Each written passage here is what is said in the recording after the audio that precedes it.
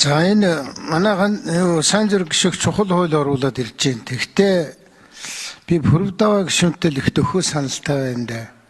Хөшийн ерэн засгийн газар байгаа билүү? Монгол улсад. Энд чинь одоо манай иргэдийн маш их олон иргэний эрх ашгийг хөндсөн. За би өөр хэлий та гадаадд ажиллаж тэндээсээ явуулсан мөнгө, хашаа байшингаа зарсан мөнгө, зээлмэл айл амтнаас цуглуулсан мөнгө, байшингаа зараад чиний байшинг би нураачи чи энэ айлын энэ байранд төр зур түрээсээр амьдр гэж хэлээд амьдруулж агаад түрээсийн төлбөрөө төлөхөө болоод нөгөөтгий шүүхтэлцэдгүүд ерөөсөө энэ бол галзуу юм солиотой юм ажиллагаа шүү дээ. Тэгээ энийг одоо цэгцэл янзлыг гэдэг ийм санаачлал гаргаж байгаад би бол баярлж байна. Ш одоо тэнд хэн байна? Бат Дэлгэр байна уу? Бат Цориг байна уу? Цагдаагийнх нь би сонгон хайрхын дүүргдэр тэр кид апартмент гэдгээс бол зүгээр дагуулж очиж уулзуулсан. Цагдаагийн дарга дээр дагуулж очиод уулзуулаад эдгээр нэг жаахан хөдөлгөөнгөт байшин овоо хэдэн давхар явж байгаа л одоо зогссон. За энэ бол өнгөрсөн зүйл. Одоо энэ ирээдүйн цаг дээр яаж ийм юмнаас ангиж явах вэ гэж. Тэгэхээр би бол юу гэж хэлж яах вэ гэхээр энэ орон сууцны захиалга авах тухай хууль гаргамаар байна.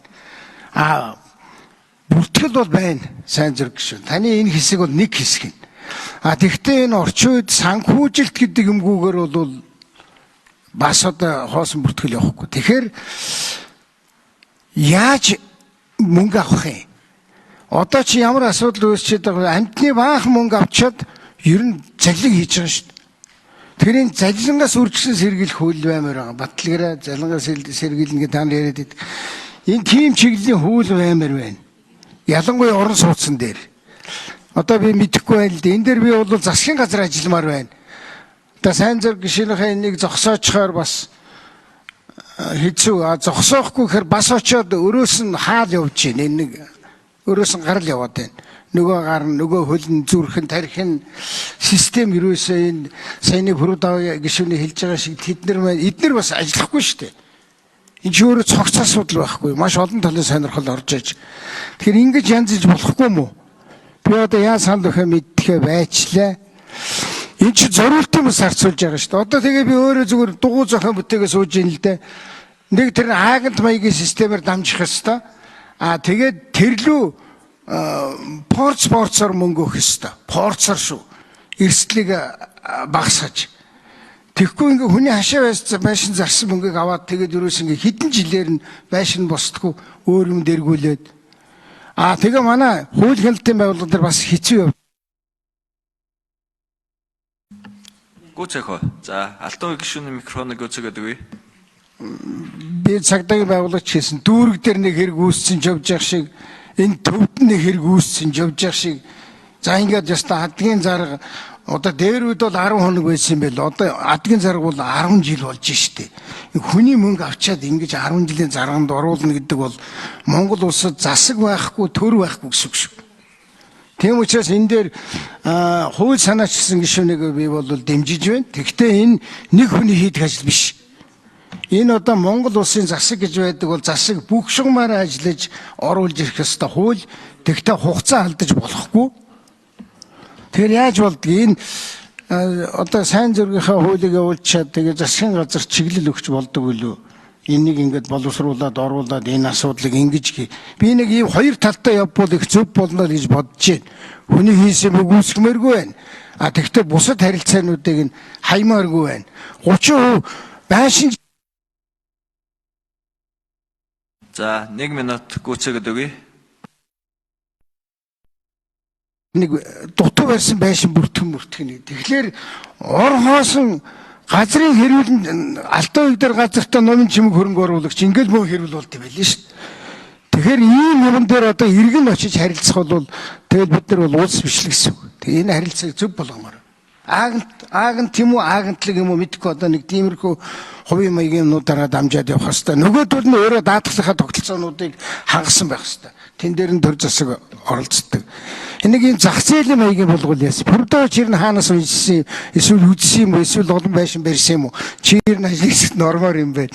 Тэгээ хэдүүлээ тал талаас хамтарч байгаа намар гэхэд хуультай болгож өгмөр байна. Ийм л хүсэл байна. За Алтан уяг дарга маань бас угаасаа юмыг бас жоохон томхоо хардаг хүн бол бас дэмжиж байгаад баяртай байна. Тэгээ энэ хуулийн дагуу бас Алтан уяг даргын хэлж байгаа шиг засгийн газарт бас тодорхой хэмжээний цаашдаа бүр суурьаар нь шийдэх чиглэлийг өгч болно. Энэ бол өнөөдрийн явж байгаа иргэний хуулийн олоод барилгын үйл тогтоомжийг ерөн шийдэж болж байгаа. Ерөн бол барилгын үйл тогтоомж дээр зургийн автор өөрөө бас энэ захиалагчийн хяналтыг тавих юун дээр бас ямар үүрэг оролцоотой оролцох гэдэг зүйл даатгал яаж орж ирэх үү? За энэ одоо барилгын компаниуд нь бас зөвхөн одоо юу гэдэг иргэдийг төөрүүлээд байгаа байхгүй нөгөө 70 30 компаниараа энэ тэдээр наваад энэ тэдээр нав.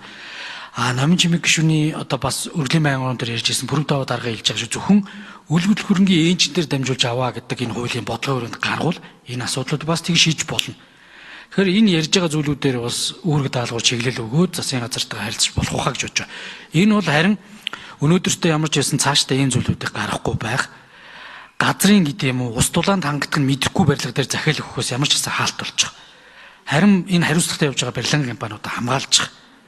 Дээрээс нь одоо барилгын компаниуд ч гэсэн бас бизнесийн соёл төлөвлөлтөө хийх болцоог нь бас олгож өгч байгаа. Энэ тодорхой олгож өгч байгаа хууль байгаамаа. Тэгээд ямар ч байсан иргэд бол мэдээллийг танилцна гэдэг бол эрсдлээ бас үзэх гэрийн дээрээ асуудлуудаа бас нягтлаад харах энэ болцоог олгоод явах нь зүйтэй байгаа гэж одоо би бас хэлмээр байна. За барилга орон сууц захиалгын гэрээ хуультай ч ихээс илүүтэй Алтан уяг дарга ерөн бол энэ иргэний хуулийн л асуудал юм байгаа юм л та. Хүн мөнгөө өгөөд тодорхой бүтээгдэхүүн авч штэ. Энэ угаасаа хуультай. Тэгээ манай иргэдийн одоо ухамсар, за эрх зүйн соёл боловсрол, за угаасаа энэ гэрэний тэгш байдлын зарчим байдаг боловч иргэд дээр очихоор за дараагийн хүн чи авах гэж байна ч зуруул зур гэж явцдаг байхгүй. Тэгэхээр бидэд ийм одоо байдлуу байгаа учраас бас иргэдийгээ хамгаалж өгөх нь зүйтэй байгаамаа. Тийм учраас иргэний хууль болон холбогдох хуулиуд дээр бас иргэдэд хамгаалсан энэ зохицуултуудыг хийж өгж ижил энэ асуудлуудыг ингээд гала одоо цаашаа томруулчихгүй шийднэ. За өмнөх асуудал дээр бол энэ нэг тийм шууд нөлөө үзүүлнэ гэж би хэлж чадахгүй. Тэр асуудлууд бол одоо бас зарим зүйлүүд бол хүнд болцсон байгаа. Тэгээ би бас түрүүн хариултандаа хэлсэн. Яагарахгүй залим их гэмтрийн шинжийг бид нар заримдаа худлаа өгөөсгөж үзэмжээр шийдэж байгаа асуудлаас болоод бүр томруулж байгаа юм байна. За тэр компаниуд нь төлбөрийн чадваргүй асуудалд орчоод байхад бид угаасаа нөгөө тэр хууль нь муу учраас тэр компани бүх хөрөнгөө зайлуулж, нууж, шилжүүлсний дараа ингээд за одоо яах юм шүүхээр явна үзгээд ингээд мухтчихад байгаа зүйлүүд байгаа байхгүй. Энэ одоо иргэний хуулийн орон сууц захиалгын авч байгаа хууль ихээс илүүтэй тэр эрүүгийн хуулийг яаж хэрэгжүүлж байгаа. Дээрээс нь төлбөрийн чадваргүйдлийн за тэгээд яг уу барилгын одоо болоо даатгалын хуулиудын бас зарим суурь концепцийг хүндхүүгүй юу гэдгээс бас ихээхэн шалтгаална. Би жишээ нь орон сууцны гэлтгүй ерөн барилгыг одоо хүлээж авах комиссийн асуудлыг даатгалын компанид л хариуцуулчмаар байгаа байхгүй. Тэгээд даатгал үнэлчин даатах нь даатахгүй ийм төлбөрөөр үнэлнэ. Наа чи үн цэнтэй барилга нь үгүй байна гэдгийг цэвэр мэрэгжлийн хүмүүс чинь зүгээр л хэлээд өгчнө. Манайд болохоор улсын комисс гээд нэг хідэн төрийн албаа агчид яваад зангаа шахаад тэр тоосон донд гүйдэг байхгүй. Тэгэл одоо авд юм шиг байна. Тэгэл одоо за боллоо. Тэгэл 3 жилийн дараа нөгөө барилгын сантехникээс зад үсэрдэг, шалаа сольдог, доод айлынхаа засварыг хийдэг, хаалгууд нь яаж идэг. За баг нарийн яривал тэгээд метр квадрат нь сайн яривал хүрхгүй. Ийм л зүйл байгаа.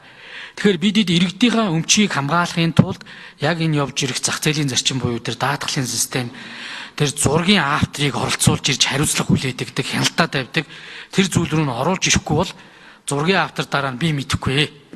Тэгээ би зургийн зурсан, барилгын компани зурсан. Тэгэл шийдтсэн юм байл шүү дээ гэл. Ингээл яваад ахаар за би товчхон хэлчихье. Ер нь энэ газар маргаантай хөрөнгө оруулагчийн маргаантай амьтд мөнгө цуглуулдгийг зогсоох хэрэгтэй юм. Энэ хуулийн дээр. Тэрний юу гэсэн үг гэхээр тэр одоо барьж байгаа орон сууцны чи яд нэг хэдийн би мэдэхгүй л энэ 30-40% нь ядаж шовоосон байх хэрэгтэй. Огт шовоогүй юм дээр одоо энэ ард иргэдийн мөнгийг авчин гэж нураана гэдэг бол бид нар харсаар байгаа л тэднийг бол өстой хүнд байдалд оруулаад байгаа юм байна. За нөгөөх нь бол зарцуулалтыг заавал одоо ингээд шатаар гэдэг байхгүй би нэг. Одоо тэгэхгүй бол хамаг мөнгө өгөөл тэгээд 10 жил хүлээнэ гэдвэл дуусчихдаг. Тэгэхээр энэ төргөж байдаг, засаг төргөж байдаг, зохицуулт хийнэ гэдэг бол заавал оролцох ёстой шүү л гэж би нэг ийм санаа хэлэх гээд байгаа. Тэр нь тэгтээ төрийн хүнд суртал бий болгоно гэсэн үг бас биш. Одоо энэ Ирмакс гэдэг нөхдүүд чинь тэрэнд ажиллаж байгаа нөхдүүд нааган тудан мөнгө олоод тийм ээ. Нормал нь ажиллалаа шүү дээ. Тэгээд нэг ийм зах зээлийн маягийн гайтайхан систем болчихъя л да. Тэгээд тэр бүртгэл явна. Цоош сайн зураг гişүн. Та харин энэ хөлн дээр тэр нэг өөр хөнгөлөл чөлөөлт тийм ярихгүй шүү. Одоо энэ бүртгэл орж байгаа ч гэсэн тэр их өөр асуудал шүү дээ. Би зүгээр дашрамд хэлчихье. Тэгэхээр энийг ингээд нэг жаахан зөв болгоод явуулчихмаар байна. Тэгээ намар гэхэд нэг энэ иргэдийн эрх ашиг хамгаалсан энээс хойш түүнээс цааш иргэд нэг 5 төгрөг болоод орон сууцны босгоно гэж өгчөөд одоо ингээд юу ч сууж яах гэсэн нэг ийм асуудлыг л бид нэг зогсоомоор байна. Энэ их хурл хамтраад хэдүүлээ баярлалаа.